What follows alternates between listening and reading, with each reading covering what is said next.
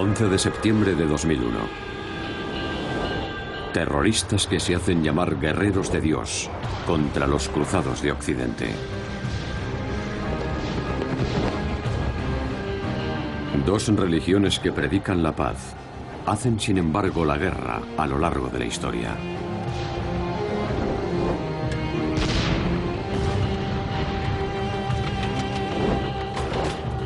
Épocas de confrontación y colaboración. Pueblos y potencias que combaten en nombre de Dios, pero luchan por la supremacía en la tierra.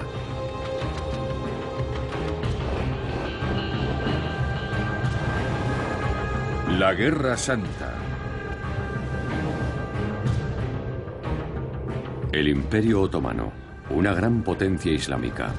Durante siglos, una pesadilla para los europeos. Un poderoso ejército que va de victoria en victoria. Guerreros musulmanes que continúan avanzando hacia el oeste. En 1683, un grito de terror resuena en toda la cristiandad. Los turcos están a las puertas de Viena. ¿Está el futuro de Europa en juego? Los turcos a las puertas de Viena.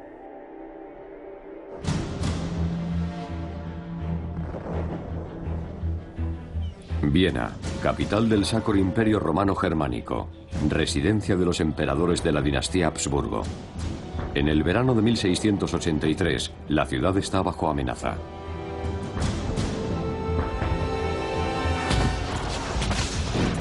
Durante semanas, los vieneses han estado resistiendo contra el asedio del ejército turco. El comandante de los defensores, el conde von Starhemberg, sabe que tiene que resistir a toda costa. Si Viena cae, las puertas de la Europa cristiana estarán abiertas a una invasión musulmana. El incesante bombardeo está pasando factura. Las murallas de la ciudad están empezando a resquebrajarse, así como la moral de los defensores. Los vieneses están sufriendo grandes pérdidas y no hay tregua a la vista. Se les insta a reforzar su determinación. La ciudad está completamente aislada del mundo exterior. Si no fuera por sus poderosas fortificaciones, Viena habría caído hace tiempo. El ambicioso comandante del ejército turco, el gran visir Kara Mustafa Pasha, quiere quedar inmortalizado merced a la conquista de Viena. Oficial adjunto. Informe. Las tropas de Kara Mustafa confían en la victoria. ¿Cuál es la situación de las tropas? La artillería turca está desgastando las defensas vienesas. Pronto las murallas serán destruidas. Dentro de poco no quedará piedra sobre piedra. Kara Mustafa tiene potentes cañones y 200.000 soldados.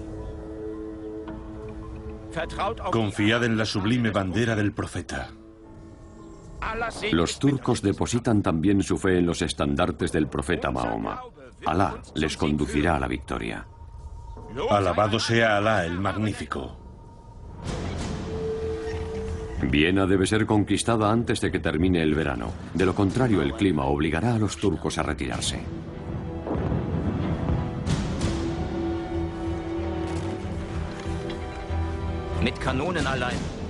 Por ahora, las murallas de la ciudad permanecen intactas. Se necesita algo más que cañones para capturar la manzana dorada, como los turcos llaman a Viena. Para tomar la ciudad, Kara Mustafa ordena la utilización de minas subterráneas. Sí, mi pachá. Mineros otomanos cavan túneles hacia los cimientos de las murallas de Viena. Tienen la intención de derribar las defensas de la ciudad con barriles de pólvora. Explosiones masivas crean la primera brecha en las murallas. Dad la orden de atacar.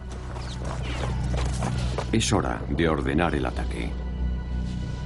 En el último momento, los defensores son capaces de proteger la brecha. Si los otomanos consiguen tomar la brecha de la muralla, la ciudad caerá. Se disputa cada centímetro, sin tregua.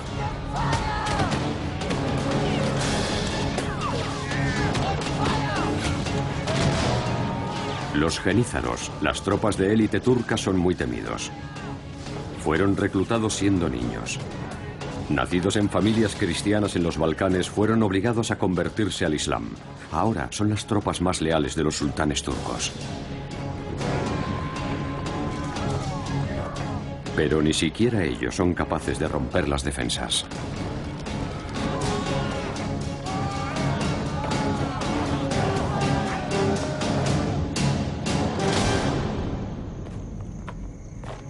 Durante casi 8 semanas, los vieneses han resistido todos los ataques. Pero se están quedando sin municiones y alimentos. Han sufrido enormes pérdidas y están exhaustos.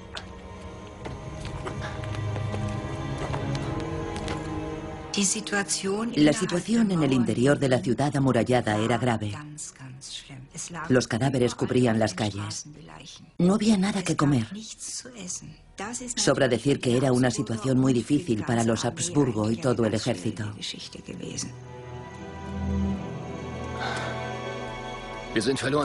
Viena se ha perdido, a menos que una alianza cristiana venga en su ayuda. Starhemberg deposita sus esperanzas en el emperador, en la alianza y en Dios. Sin duda, sus hermanos cristianos no les abandonarán. En 1683, dos grandes potencias se enfrentan en Viena. La dinastía Habsburgo de emperadores del Sacro Imperio Romano Germánico y los otomanos, cuyos territorios se extienden a través de 3 continentes. Pero ¿quiénes son estos guerreros musulmanes que infunden miedo en el corazón de Europa? Los otomanos son miembros de una tribu turca que avanzó desde Asia Central al interior de Anatolia en el siglo XIII. Fue aquí donde estos nómadas montados sentaron las bases de su futuro imperio a través de la violencia extrema. Durante su largo viaje a Occidente, los antepasados de los otomanos habían adoptado la fe islámica. Pero fue Osmán, el fundador del imperio, un auténtico guerrero de la fe, o muyahid, como se afirmaría más tarde. El término yihad era de uso frecuente, pero algo muy diferente jugó un papel como factor de motivación o como estímulo para la guerra. La expansión del propio Imperio Otomano no se logró a través de una guerra santa, fue motivado por intereses materiales. Sin embargo, el Islam imperaría en cualquier territorio conquistado por los otomanos. Paso a paso expandieron su esfera de control y avanzaron hacia Europa. Desde mediados del siglo XIV, numerosos territorios de los Balcanes cristianos habían pasado a estar bajo la influencia otomana. Solo una ciudad permaneció fuera de su alcance: Constantinopla, la metrópolis del Bósforo. Para los musulmanes, una ciudad prometida. El propio Mahoma había profetizado: Constantinopla será conquistada. Bendito sea el comandante y benditas sean sus tropas. Durante más de 1000 años, los emperadores del Imperio Bizantino habían resistido en el Bósforo. La ciudad era el centro del cristianismo ortodoxo desde la antigüedad tardía.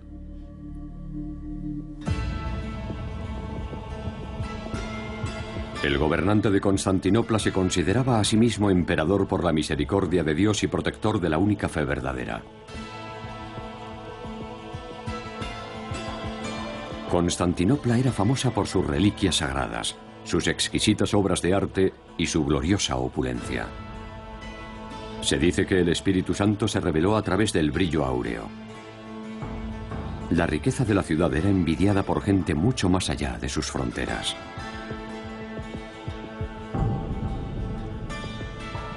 La iglesia de la Santa Sabiduría, Santa Sofía, construida en el siglo VI, destacaba sobre Constantinopla.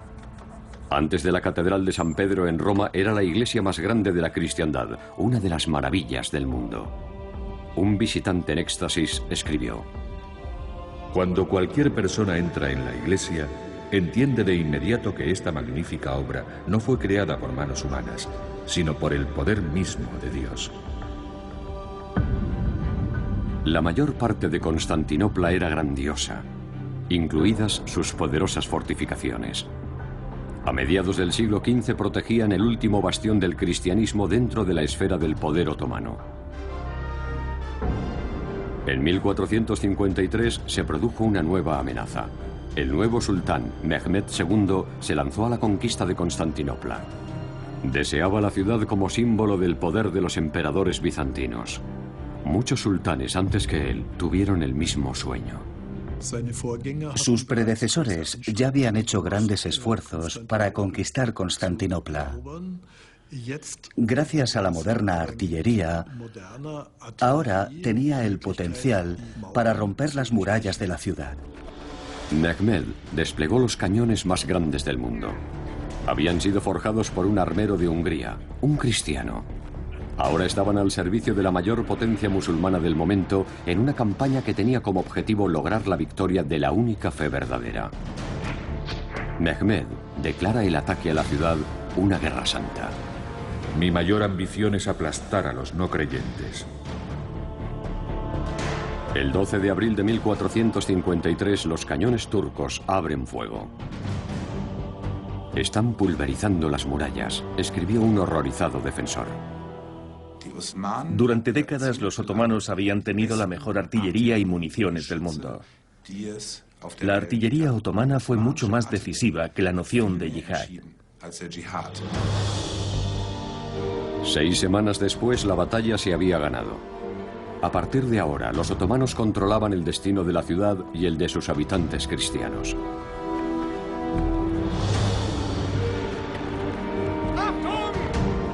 El sultán Mehmed toma el control de la ciudad imperial de los cristianos.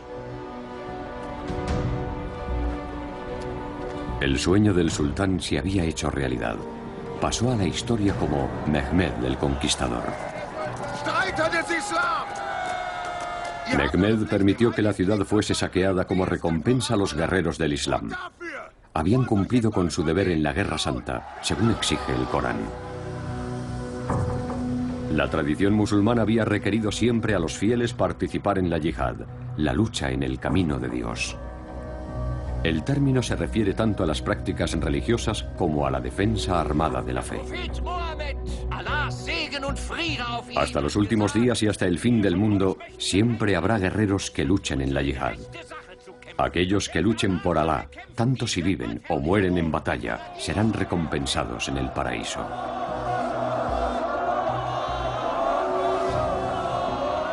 Los otomanos justificaron su expansión a través del concepto de la yihad.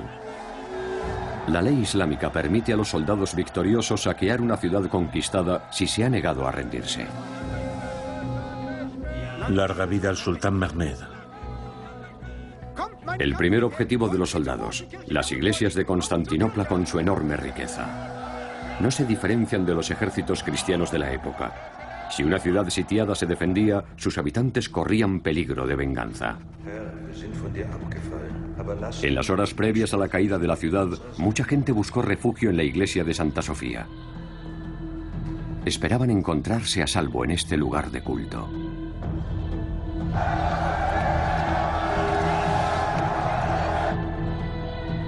Cristo, te lo ruego, ayúdanos. Piden a Dios protección contra el enemigo. Lo que ocurrió después fue registrado por varios cronistas cristianos.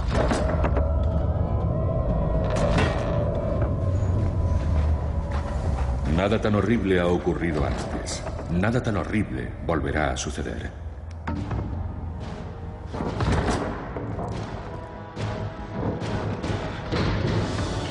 La caída de Constantinopla dejó una profunda huella en la memoria colectiva de la civilización cristiana.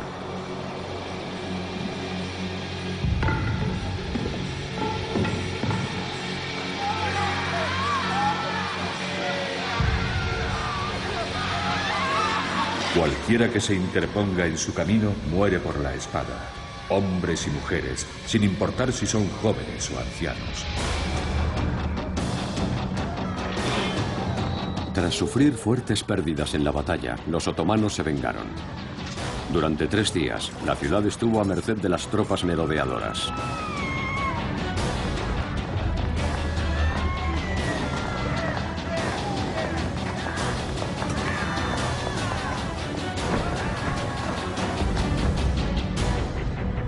Finalmente, el sultán Mehmed dio la orden de detener el saqueo.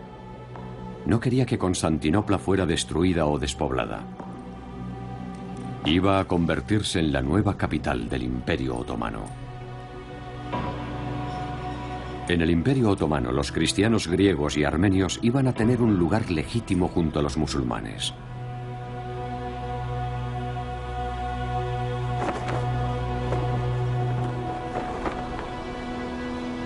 Según la leyenda, Mehmed ordenó a sus tropas buscar al emperador caído entre los muertos.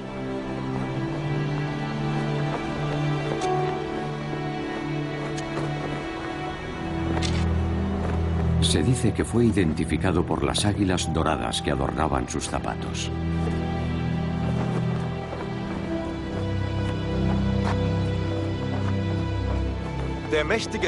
Mehmed mostró respeto a los valientes defensores. A los cristianos muertos se les dio un entierro apropiado.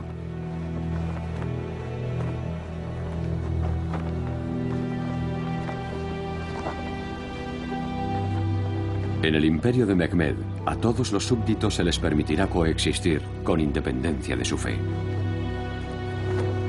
Aunque el Islam dominará.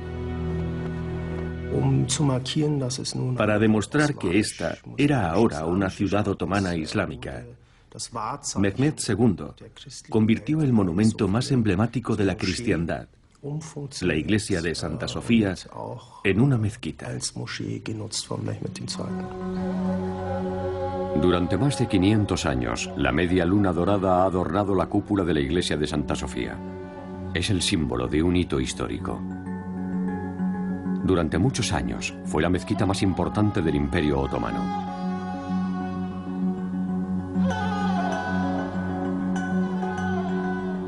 En el lugar donde antiguamente los cristianos miraban hacia oriente para rezar, una hornacina señalaba ahora a los fieles musulmanes la Meca. Desde 1934, la iglesia de Santa Sofía es un museo. Pero sigue siendo el monumento principal de Estambul, la antigua Constantinopla. Mehmed había cogido la manzana dorada. La conquista turca de la ciudad marcó el inicio de una nueva época. Fue sin duda el punto de inflexión que convirtió a los otomanos en dueños y señores del mundo islámico en los siglos venideros. Tuvo implicaciones fundamentales. Después de 1453, los otomanos continuaron expandiéndose, haciendo incursiones en Europa. Ocuparon la mayor parte de los Balcanes, así como Hungría. Por último, la mayor potencia islámica cruzó las fronteras del Sacro Imperio Romano Germánico. Era un poderoso adversario, aunque desgarrado por luchas internas. A principios del siglo XVI, el Sacro Imperio Romano Germánico fue sacudido por un conflicto religioso. En la ciudad de Worms se avecinaba un enfrentamiento. Un imperio, una fe, un gobernante. Esa era la visión del emperador Carlos V. Una visión puesta en cuestión por las enseñanzas de Martín Lutero. Este monje rebelde estaba ganando apoyos a causa de sus críticas a la Iglesia Católica Romana. Lutero recibió la orden de retirar sus reivindicaciones en la ciudad de Worms. Lutero fue acusado de herejía. Había cuestionado el criterio de los papas y la autoridad de la Iglesia, socavando así la unidad del cristianismo.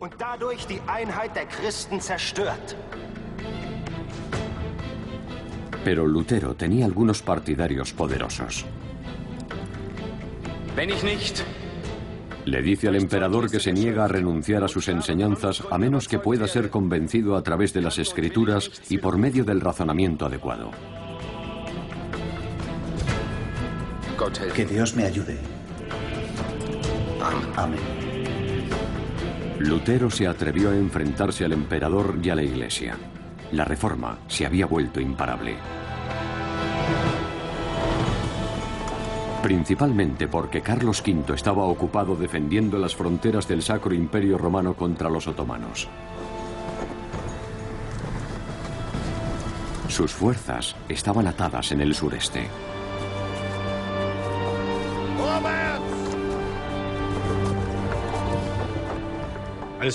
Uno de los mayores problemas de Carlos V fue la amenaza de los turcos, del Imperio Otomano. Se habían producido enfrentamientos constantes desde 1520. Se puede afirmar que sin los turcos no habría habido reforma. En 1529 los otomanos se atrevieron a atacar la metrópoli de los Habsburgo por primera vez. La conquista de Viena, una de las principales capitales de la Europa cristiana, habría tenido un enorme significado simbólico.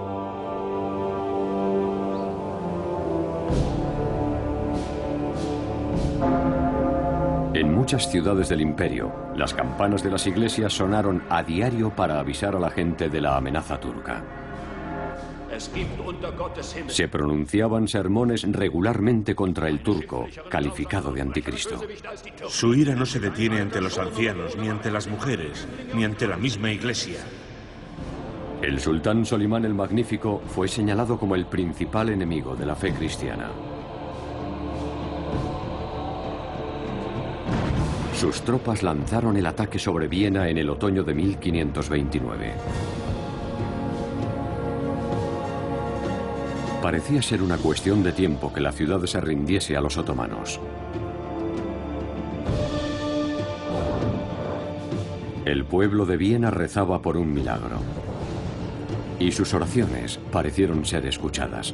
Nevó a principios de octubre. La llegada temprana del invierno salvó a la ciudad. Solimán se vio obligado a suspender el asedio.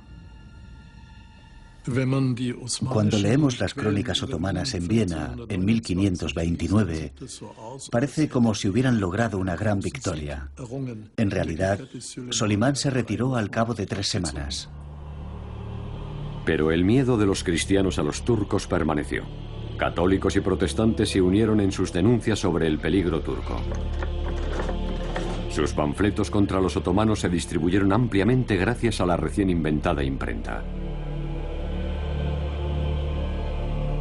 Crímenes reales y presuntos adornaban los llamados impresos turcos. Las descripciones de actos de crueldad se vendían como rosquillas. Incluso Martín Lutero clamó contra el percibido como anticristo.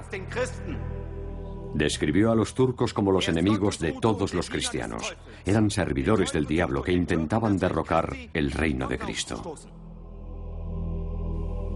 Lutero animó a sus compatriotas a atacar a los turcos sin remordimiento.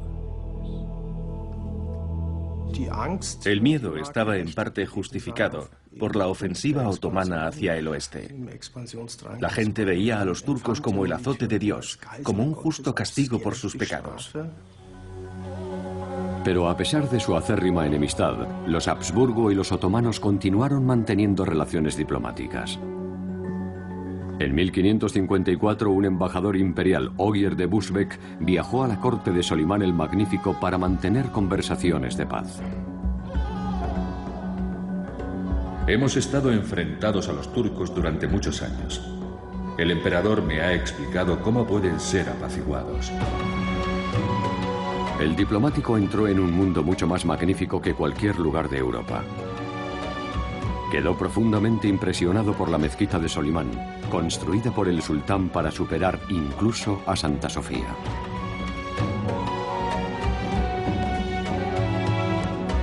Pero el centro de poder de los otomanos era el palacio de Topkapı. La fastuosa y legendaria corte del sultán era admirada y envidiada en toda Europa.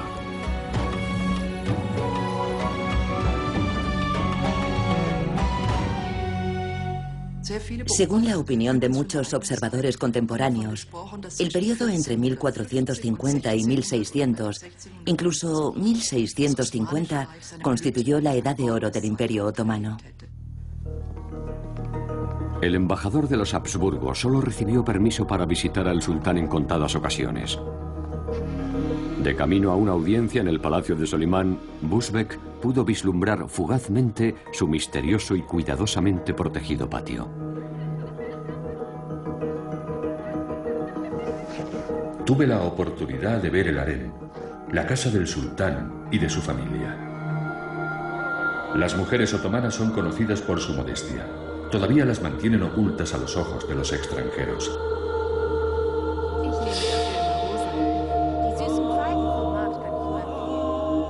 sobre todo las esposas del sultán. Eran vigiladas de cerca por los eunucos. Los gobernantes querían asegurarse de que solo nacieran herederos legítimos.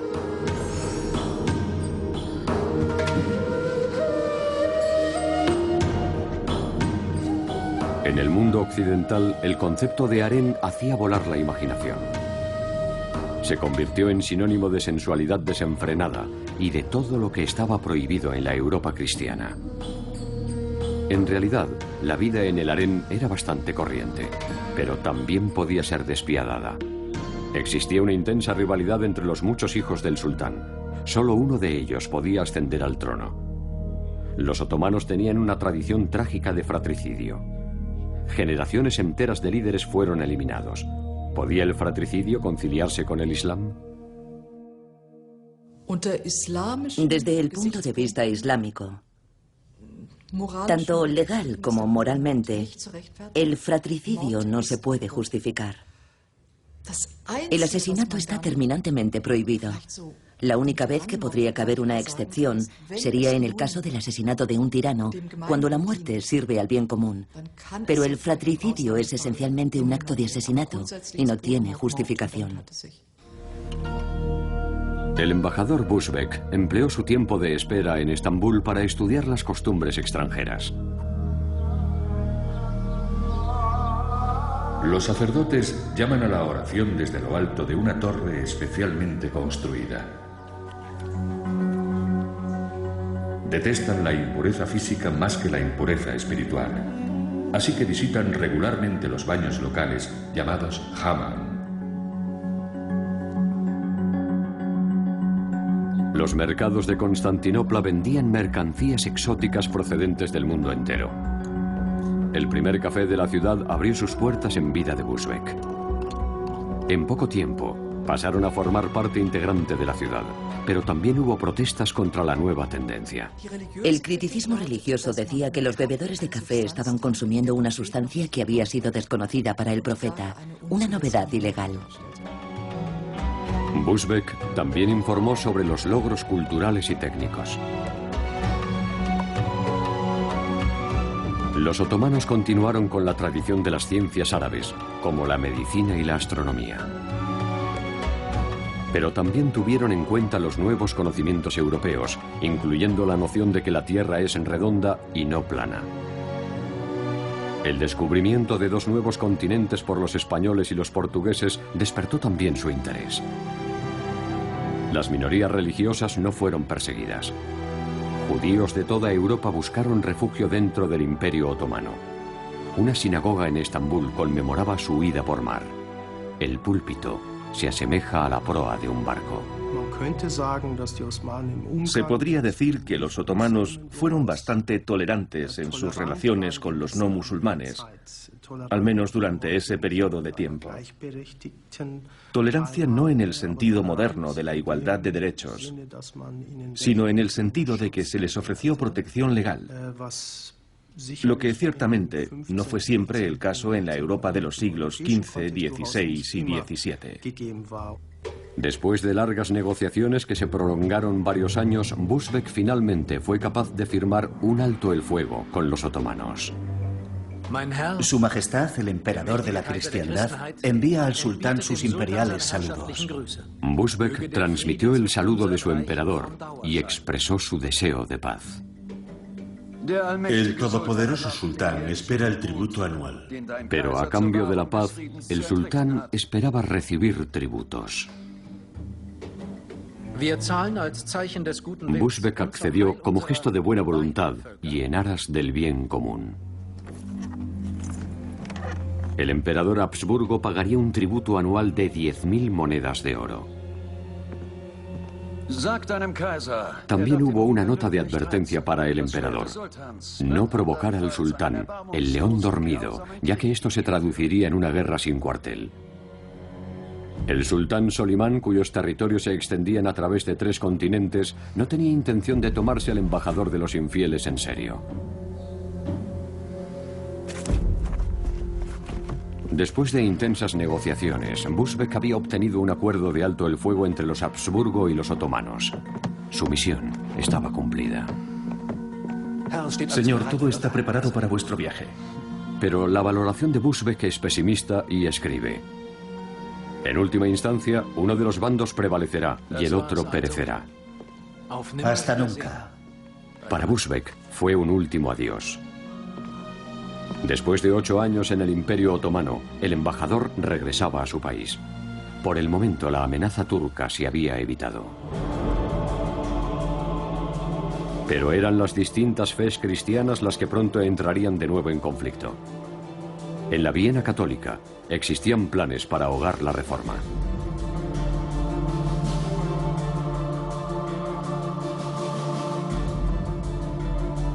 El emperador Fernando II tenía intención de dar marcha atrás y derrotar a los protestantes dentro de su imperio. Católico devoto, quería restaurar la unidad de la Iglesia. Pero dentro del fragmentado Sacro Imperio Romano Germánico, los protestantes se habían convertido en una fuerza a tener en cuenta.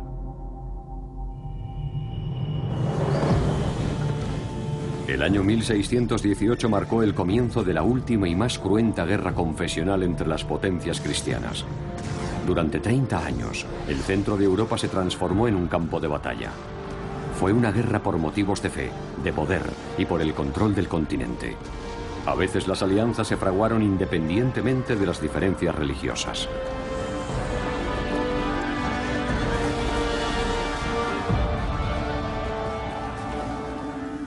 La Guerra de los 30 años tuvo consecuencias terribles para Europa. Regiones enteras quedaron devastadas y despobladas.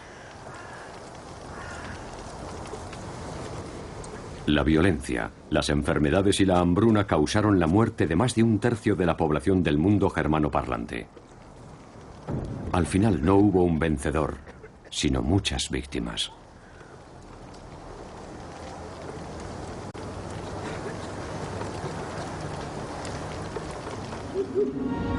En nombre de la fe, se había desatado una catástrofe. Finalmente hubo consenso en que la religión nunca debería volver a ser la causa de una guerra entre europeos. El Tratado de Westfalia de 1648 puso fin a las guerras confesionales del mundo cristiano. El precio de la paz fue la escisión definitiva de la Iglesia y la fragmentación territorial del Sacro Imperio Romano Germánico. Pero solo una generación después, los turcos otomanos se movilizaron de nuevo contra el debilitado Sacro Imperio Romano Germánico. Debido a su posición estratégica, Viena era la puerta de entrada a Europa Central. Si la ciudad caía en manos de los otomanos, Europa quedaría abierta de par en par hasta el Rin. Los atacantes deciden cargar contra las murallas de la ciudad en un intento por romper las líneas defensivas de Viena. Tanto los soldados cristianos como los musulmanes están convencidos de que Dios está de su parte. Es la motivación que les anima al entrar en combate.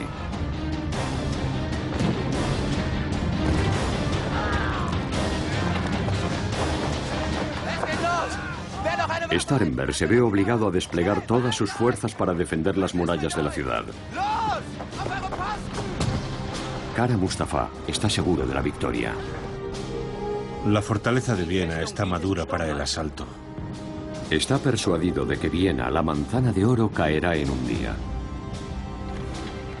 La manzana de oro mañana será nuestra. Mañana la tomaremos. Las fortificaciones de Viena habían sido reparadas y reforzadas tras el asedio de 1529. Las murallas son más sólidas y han sido escalonadas y dispuestas en ángulo para resistir la artillería de un posible agresor. Viena está protegida por un inteligente sistema de muros, fosos y bastiones. Construidas siguiendo estrictas reglas geométricas, las murallas de la ciudad en forma de estrella carecen de puntos ciegos. Las tropas defensivas pueden disparar con facilidad a los asaltantes que se acercan. Solo existe una manera de superar las fortificaciones defensivas.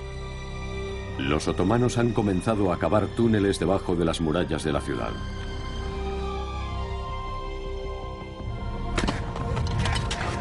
Tienen la intención de depositar barriles de pólvora en cámaras subterráneas y hacerlos volar. Los vieneses son conscientes del peligro. Establecen puestos de escucha en las bodegas cercanas a la muralla de la ciudad para descubrir dónde se están excavando los túneles. Trabajando frenéticamente, los defensores excavan sus propios túneles para detectar las cámaras de pólvora del enemigo. Es una carrera contra el tiempo.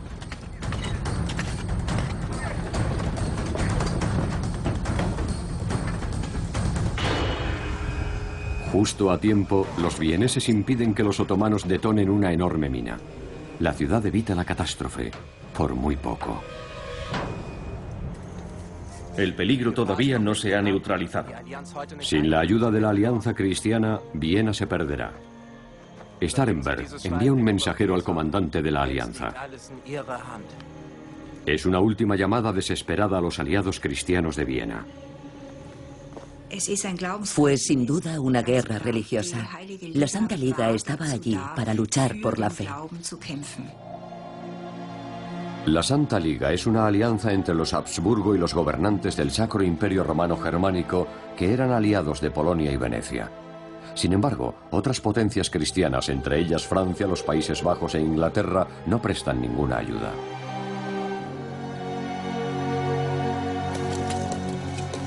Los vieneses albergan una última esperanza.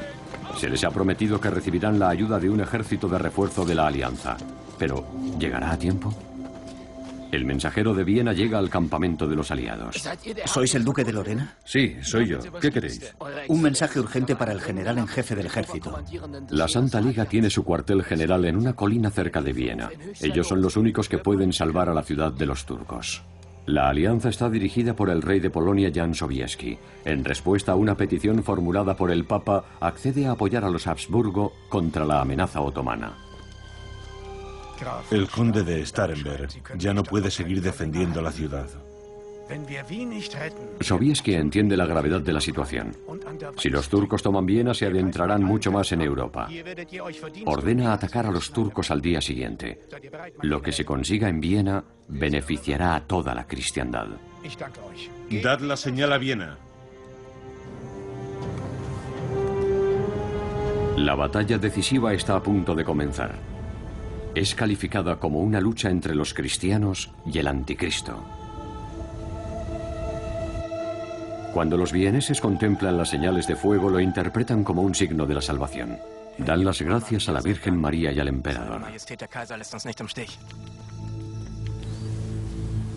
Durante una misa de campaña especial, la Alianza Cristiana prepara a sus tropas para la batalla decisiva. Habéis sido santificados para librar una guerra santa. Los guerreros otomanos también invocan la ayuda de Dios antes de entrar en batalla. Ellos también reciben bendiciones religiosas. Ambas partes creen que Dios está de su lado. El tiempo es esencial. Liderada por el rey de Polonia, la alianza ataca las posiciones turcas en la colina de Kahlenberg, a las afueras de Viena, la mañana del 12 de septiembre de 1683. Pasará a la historia como la Batalla de Viena. Los vieneses son testigos de cómo la caballería polaca sorprende al ejército turco de asedio. Los turcos no esperan un ataque. Confiados en la victoria, le han dicho al emperador en Viena que aplastarán su país bajo las herraduras de sus caballos. Ciertamente, Kara Mustafa subestimó la fuerza de la Alianza Europea, especialmente su unidad y su determinación para defender la ciudad a toda costa. Cuando la caballería acorazada aparece de repente en el campamento otomano, encuentra poca resistencia. Incluso los guardaespaldas del gran visir se ven sorprendidos. Se enfrentan a los atacantes, pero no pueden evitar la derrota.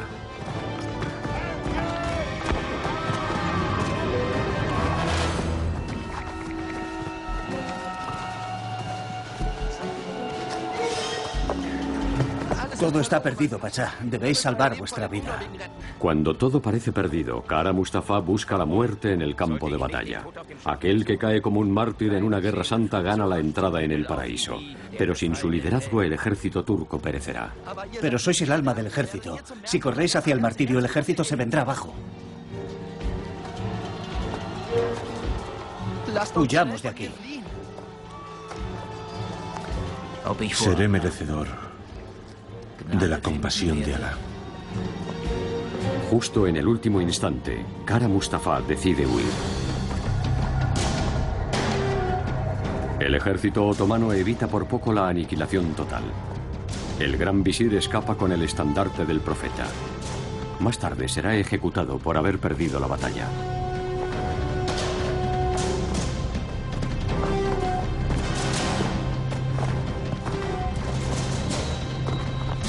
Desde el punto de vista de los vencedores, la civilización occidental ha triunfado sobre los usurpadores de Oriente Medio. La derrota en Viena supone un punto de inflexión. Los turcos pierden Hungría.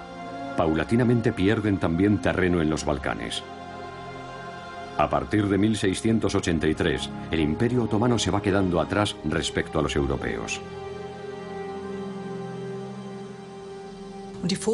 La opinión más extendida es que después del siglo XVII, el Imperio Otomano entró en un periodo de decadencia. De hecho, lo que se puede decir es que desde finales del XVII, los europeos estaban igual que los otomanos, sus oponentes políticos y militares.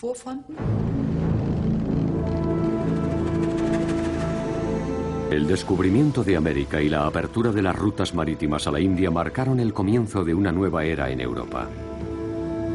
Las potencias marítimas se dividieron el mundo entre sí, fundaron colonias y las explotaron. La era de los descubrimientos y la colonización en todo el mundo sucedió sin la participación de los otomanos. Aunque observaron con interés los acontecimientos mundiales, el mapa mundi dibujado por Piri Reis en 1513 demuestra que los otomanos conocían la existencia de las Américas. Pero a diferencia de la Europa cristiana, no logran aprovechar sus conocimientos. Después de la invención de la imprenta, la civilización occidental entra en la edad de la razón. La revolución de los medios en Europa amplía los horizontes de los pueblos y allana el camino para el triunfo de la ciencia moderna.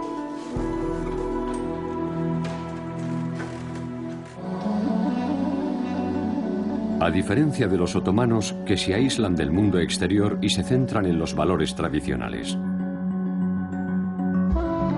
Algunos historiadores culpan al Islam de ello como una fuerza que ha obstaculizado el progreso. No sé realmente si el Islam desempeñó un papel decisivo en la larga decadencia del Imperio Otomano, un proceso que duró varios siglos. Hubo muchos otros factores también. Por ejemplo, la innegable arrogancia de los otomanos, su negativa a modernizarse, su incompetencia técnica, su intento tardío de industrialización, pero también el descontento generalizado de la población de este imperio multiétnico. Durante los siguientes 250 años, los otomanos ceden la mayor parte de su otrora poderoso imperio. En 1923 nace la Turquía moderna, como una república. Poco después, la metrópolis del Bósforo es rebautizada con el nombre de Estambul. Bajo el gobierno del presidente Kemal Atatürk, el país pasa por reformas de corte europeo. También hay una ruptura con la tradición religiosa. El laicismo y la modernización están a la orden del día. Turquía se convierte en uno de los países islámicos más progresistas del mundo, con una economía en crecimiento y con un ejército que garantiza el gobierno secular del país. La República Turca, bajo el liderazgo de Kemal Atatürk, hizo un verdadero esfuerzo para aislarse de su pasado otomano y llevar a Turquía a la edad moderna. Y lo hizo sobre la base de los ideales europeos. Actualmente, el legado otomano de Turquía está siendo reevaluado. Hay un renacimiento del Islam. Entonces, ¿a dónde pertenece Turquía? ¿Seguirá mirando hacia Europa o volverá a sus raíces otomanas como la primera potencia del mundo islámico? Quizás el futuro más prometedor del país sea como puente entre Oriente y Occidente.